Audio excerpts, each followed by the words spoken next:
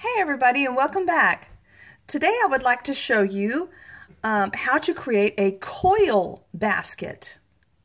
So I have here a coil basket that was created by a student, and you can see they did this star-like design in the basket. So this is a very traditional type piece for a coil basket. This is also another basket that was created by a student that wasn't quite finished. Again, a very traditional piece. So this is the coil, and then we wrap it with yarn. And we will use a needle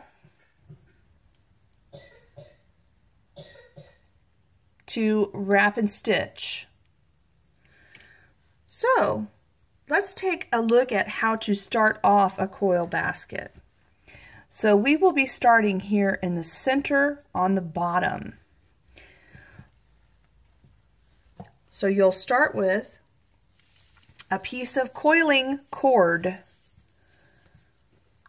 Coiling cord. Let me write that down for you.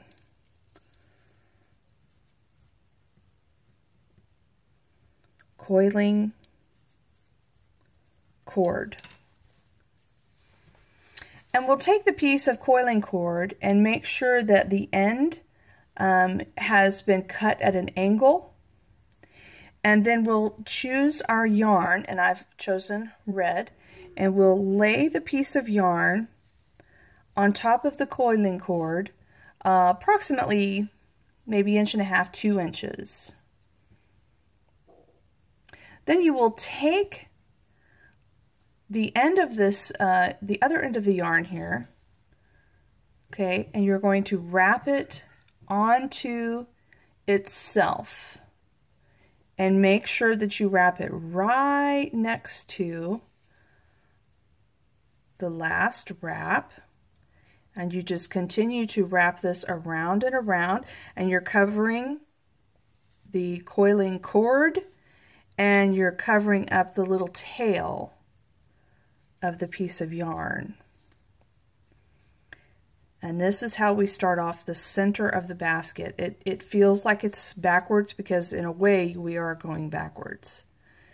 So you want to wrap it until you have about just 1/4 of an inch sticking out on the end here.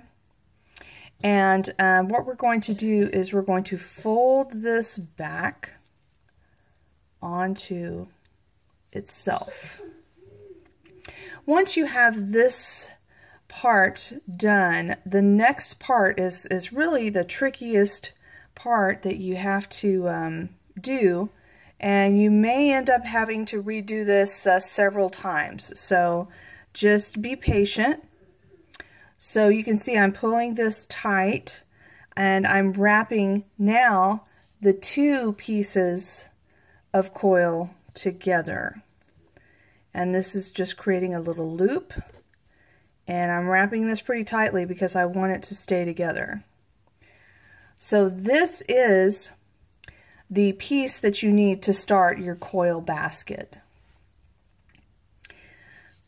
Okay, the next step is to wrap the coiling cord, continuing to cover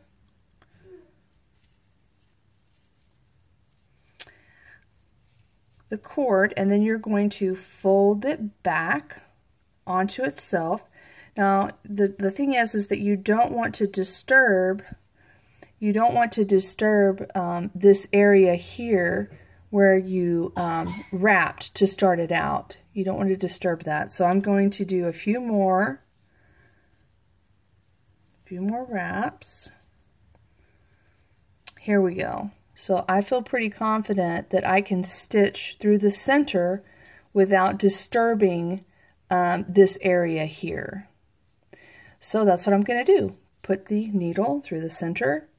I'm going to fold the yarn because it goes through a lot easier when you fold it than if you were trying to pull the little tip through. You don't have to tie the yarn to the needle or anything like that. Just be very careful of where you're pointing your needle, especially when you're pulling the yarn through. You don't want to injure your neighbor. So I tend to do 4 stitches and 10 to 12 wraps. So this is going to be my 4th stitch right there. Let me make sure. Oh no, that's just 3. I'm going to do 1 more. 1 more stitch, and then you begin the process of wrapping again. So my stitch came out the back. I don't want any white spots to show, so I'm going to scoot this over with my nail. Alright, so my stitch came out. Here I go, starting to wrap again.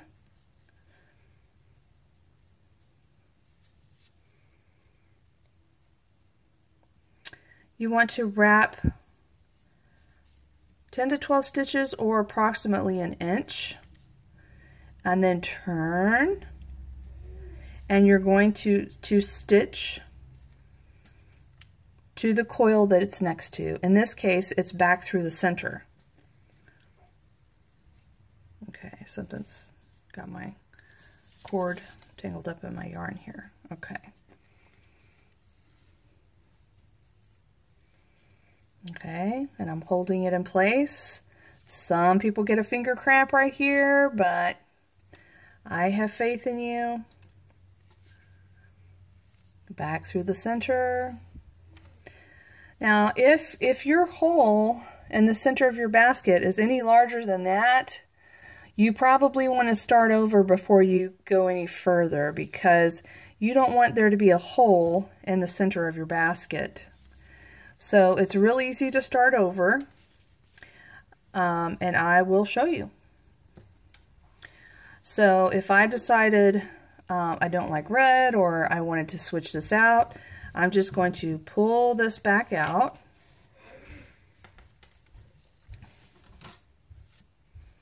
Unravel it.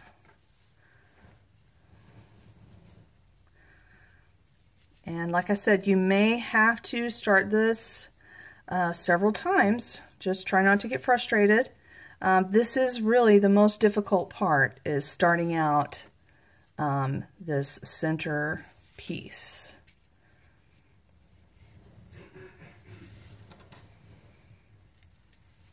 Okay, so that was the stitching.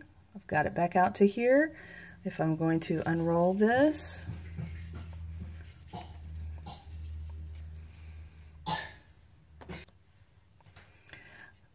all right, so like I said, you just continue to unwrap your coil. It will open back up like this. And so if it's, if your wrapping is really tight through here and there's no gaps, then I would say go ahead and fold it back on itself. And once you have it folded back on itself, then you're going to try to wrap these 2 ends together.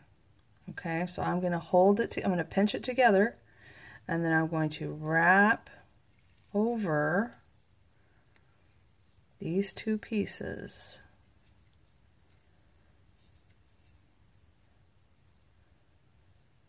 Okay, and then I'm just going to continue right on down, continue wrapping onto the coil, and keep going. So I can examine this and decide, is this hole going to be small enough that something that I put in the basket isn't going to fall through. And so then you would continue to wrap the coiling cord.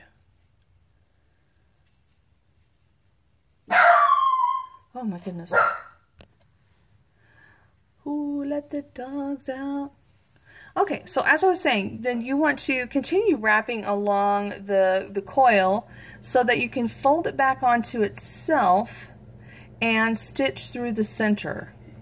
So right now I'm feeling like I'm not too happy with this white spot right here. So I'm going to back it out because I want this to look nice, because it's going to be the center piece of the basket. It's going to be very visible.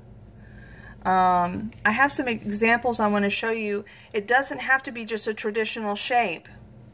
Okay, you could start with a flat circle, but then you could change the shape by pinching the coil.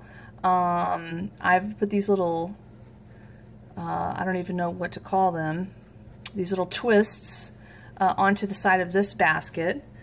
You could do something more like this, where it's like a little box, and you can open up the box, and it looks like someone's put some yarn in there for us. So, but see, that center piece is always going to be visible. Something else is in there. So, you know, continue to examine that center piece before you go too far. You could do some, you know, unusual shapes with this coiling cord, and it's quite moldable. You could do something maybe more traditional that was like a flat piece, and again, I put these little loops, and I really like doing this sort of design with the coiling cord. If you wanted to get an elongated shape, you could do this to create an oval, where I've just started to put space in between to get them to stretch out. And so this basket, actually it's almost too large to fit on the screen. And I hope that you're noticing that you want to think about your colors. You want to think about what colors you could use. This is more of like the shape of a pitcher.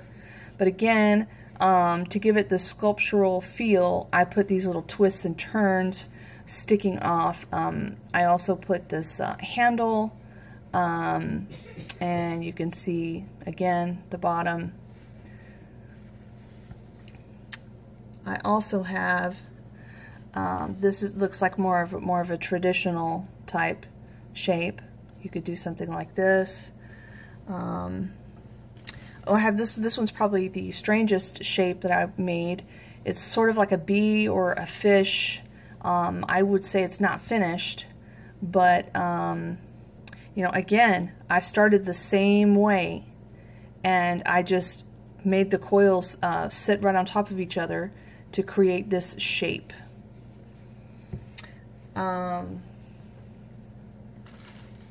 Here's another one that's like a crazy little basket. Oh. And you know, it's got these little twists on there. To get this stripe effect, I put two pieces of yarn together, and you can see, stitch them together and wrap them together, and it makes this really neat sort of look to it. So again, so coiling basket, we've got, oops, the yarn, right? The yarn. We've got the coil, which is the coil. And this is also referred to coiling cord. And of course we've got the needle. And we're going to wrap and stitch the coiling cord. All right, good luck making your baskets. I can't wait to see what you guys come up with.